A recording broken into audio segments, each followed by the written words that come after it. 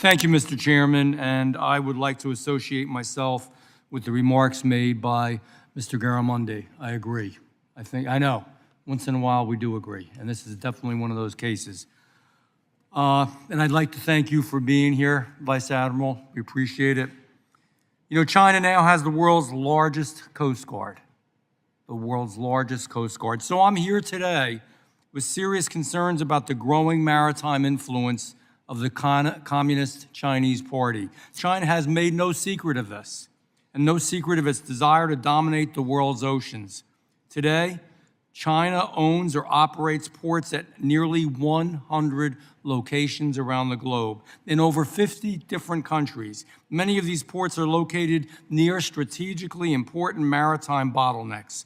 The companies which own these ports, surprise, surprise, are ultimately controlled by the Chinese Communist government. Chinese development of its ports around the world continue forward in an aggressive way. They're not kidding around, they're serious. The situation presents serious national security and economic concerns for our great United States of America. The most obvious security concern is that China could convert its ports into naval military bases. This would instantly give China a global military reach. According to the Council of Foreign Relations, out of 102 known Chinese port projects, 70 of them have the physical potential for naval use. Of great concern to the Coast Guard should be the possibility that Chinese ports may be used to facilitate international black market operations. Activities like drug trafficking, human trafficking, weapons trafficking. Of immediate economic concern is China using their port infrastructure to steal valuable commercial data from our American businesses. In August, the United States Department of Transportation issued an advisory against the Chinese logistics software known as Logink. I'm sure you're familiar with it. Logink is owned and controlled, surprise, by the Chinese Communist Party. It allows them to collect vast amounts of information on port activity, and it gives them a complete global picture of maritime activities. This software gives China incredible power. Logink provides the Chinese Communist Party with leverage to control international markets, steal proprietary data, and dominate the maritime supply chain. Serious stuff.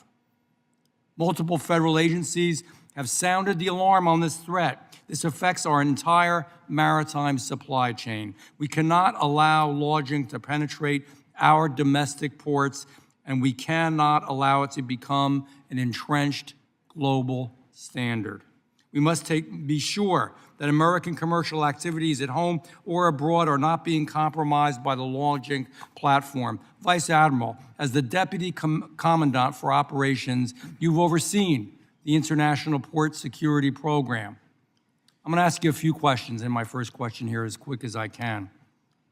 Are we as secure as we can possibly be? Are we 100% buttoned up? Question number one.